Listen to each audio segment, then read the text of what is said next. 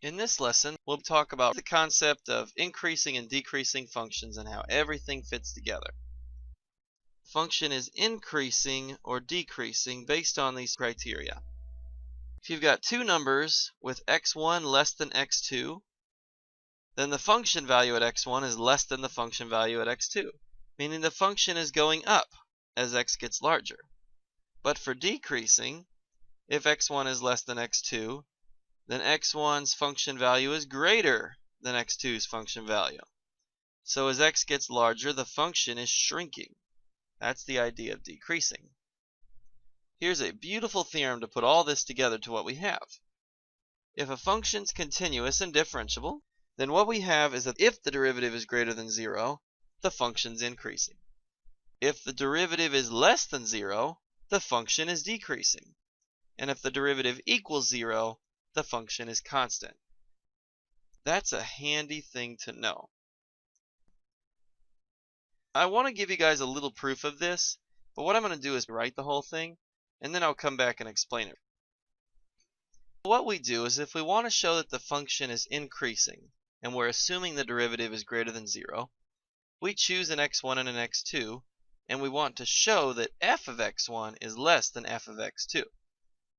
We can use the mean value theorem that we just got from the previous section to say that there is a place where the derivative equals the average rate of change. But by our assumption, we know that f prime of c is greater than 0, so the average rate of change is greater than 0. Multiplying both sides by x2 minus x1, which is not 0 because of this setup, we get that the numerator is greater than 0. Add f of x1 to the other side, and we did indeed show f of x1 is less than f of x2, therefore the function's increasing. And the other ones are very similar. It's not hard to say that if all of this works out, with the derivative being positive, we get increasing, derivative negative, we get decreasing, and derivative 0, we get constant. We can use this every time. This is a way that we can find out if a function is increasing or decreasing. The function might switch from the derivative being positive or negative if it goes through 0 or if it goes undefined. Now that makes perfect sense. You cannot switch from a positive or negative number without going through 0. You have to pass through 0 to switch from positive to negative, or perhaps the function will just stop having a value at all, in which case we better check between those. When the derivative is 0 or undefined, that's exactly what we called a critical number. We'll look at the critical numbers, and what we're going to do is create intervals around them. We'll check a test point inside those intervals, and then simply say, is the derivative positive or negative? If the derivative is positive, it's increasing. If the derivative is negative, it's decreasing. Let's do an example to solidify this.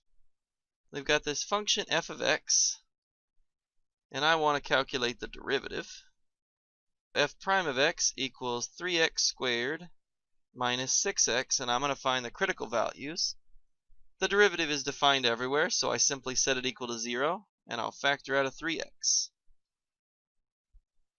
3x is 0, or x minus 2 equals 0.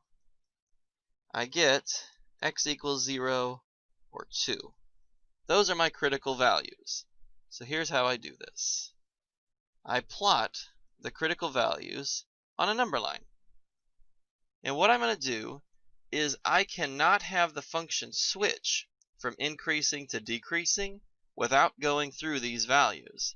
So if I check any point in that interval and find that it's increasing or decreasing there, then it's increasing or decreasing on the whole interval. It can't change because there's no place for it to change. It will stay either positive or stay negative.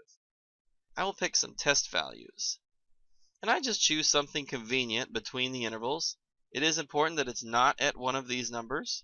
So I looked at -1 is less than 0, 1 is between 0 and 2, and 3 is greater than 2. Here's where it's a little different than what we did in the last section. We're going to test them in the derivative. I want to know if the function is increasing or decreasing there. F prime of -1 is 3 times -1 squared minus 6 times -1. That's 3 plus 6 is 9. that's greater than 0. So therefore, the function is increasing from negative infinity to 0, everything less than 0.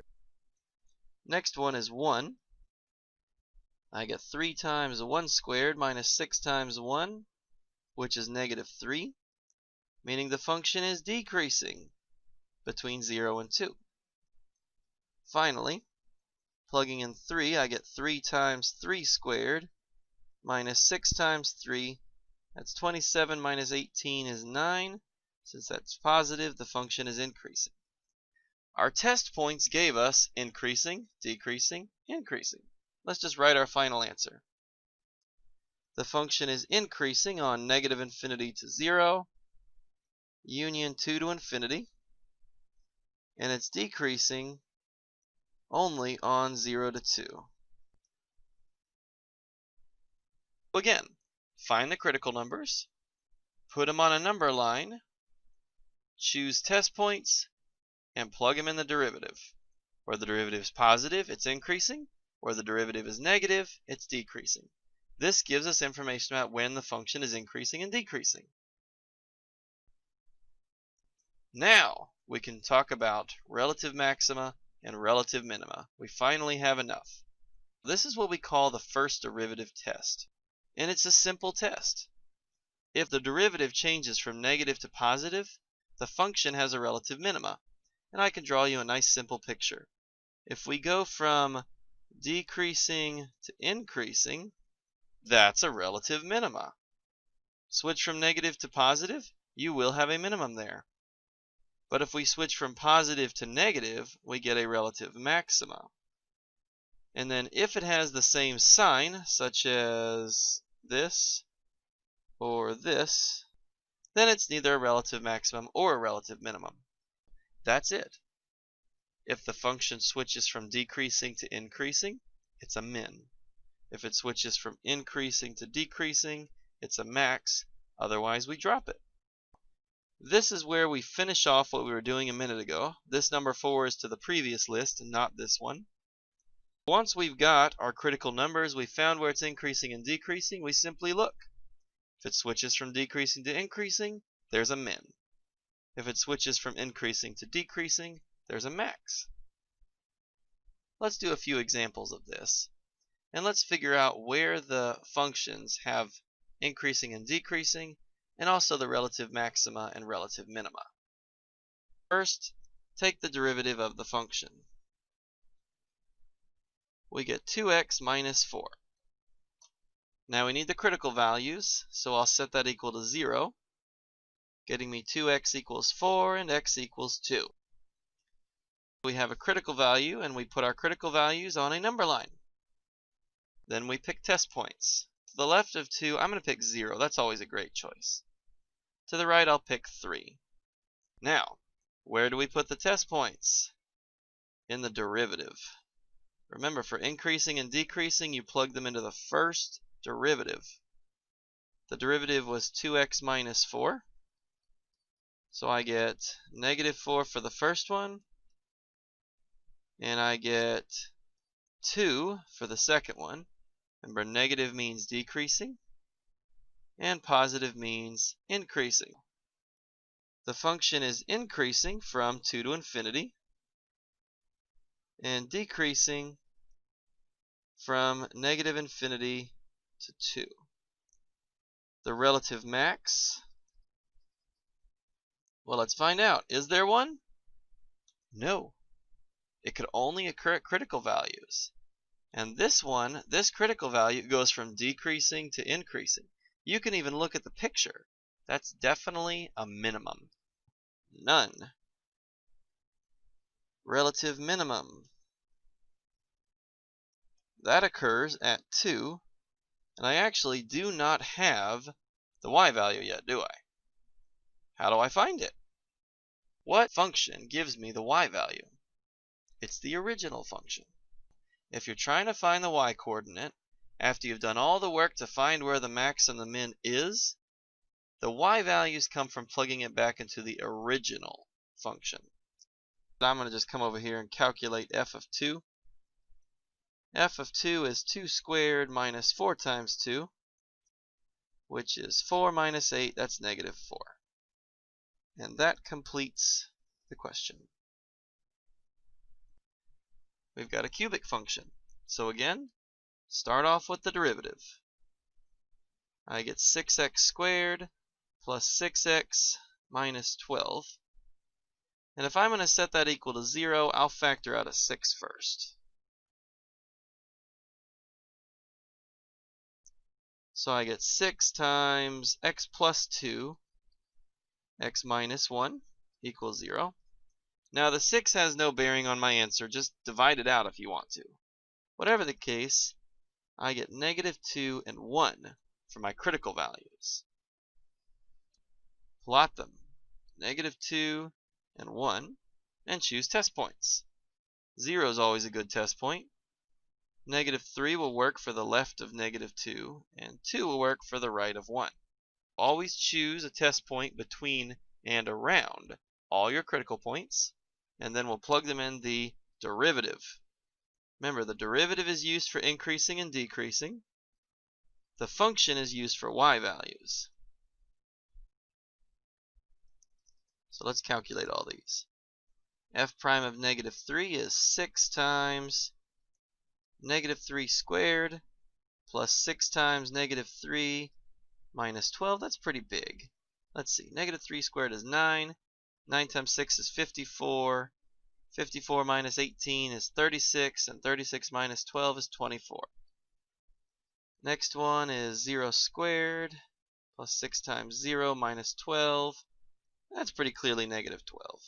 Oh, by the way, that means increasing at negative 3, decreasing at 0, and at 2. I get 6 times 2 squared plus 6 times 2 minus 12. That's 24. Plus 12 minus 12 is 24 again, so that is increasing. Now, let's write down our answer. Increasing happens everywhere where I got a positive derivative. Negative infinity to negative 2, union 1 to infinity, and decreasing occurs from negative 2 to 1. Now let me warn you guys on one thing. This negative 3, the 0, and the 2, notice they did not show up in my answer. These are test points. These test points simply tell me, is the derivative positive or negative on that interval? When I write my answer, my critical points are in my answer, not my test points. Relative max. Let's see. Is there a place where it went from increasing to decreasing? Yep. Negative 2. Relative min. Is there a place that it went from decreasing to increasing? Yes, it happened at 1. So let's find our y values and we're finished. Plug it into the original function for the y values. G of negative 2 is 2 times negative 2 cubed plus 3 times negative 2 squared minus 12 times negative 2, 20. So 20 is my relative max's y-coordinate. And then g of 1 will be a little bit easier. So 2 times 1 cubed plus 3 times 1 squared minus 12 times 1. 2 plus 3 minus 12 is negative 7. So that's my relative min. There you go. Last one. Take the derivative. Now let me show you guys a little trick. Remember, if there's a number in the numerator or denominator, you don't need the quotient rule. That's like a 1/5 in front. It's a constant multiple. Leave it there. So x to the 5th becomes 5x to the 4th.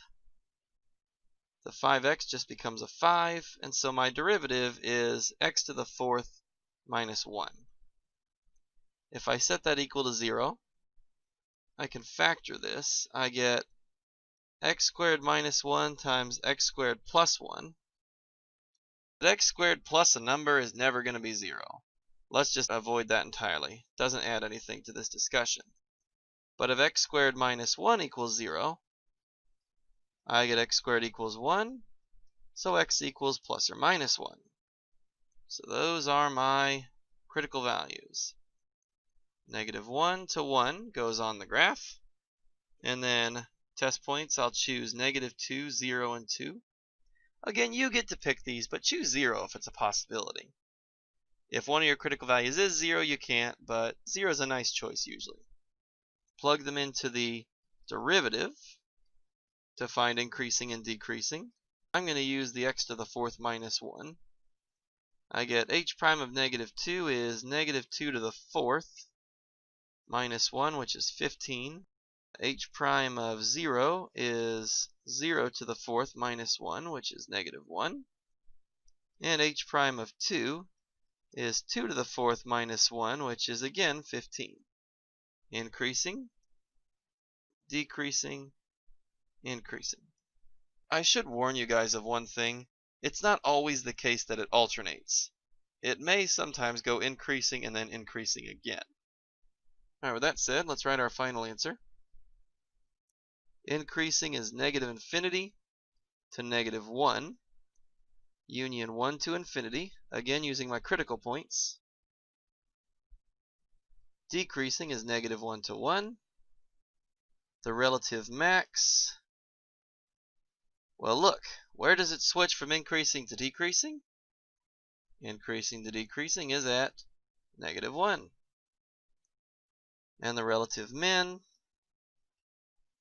switches from decreasing to increasing at 1. And then to plug these in to the original function, we can get our y values. H of -1 is 1/5 times -1 to the 5th minus 5 times -1.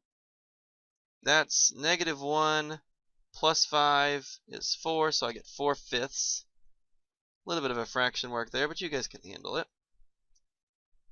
The last one is 1 to the 5th minus 5 times 1, so I this time get -4/5. 5/5 goes with my max, -4/5 goes with my min, and this is my final answer.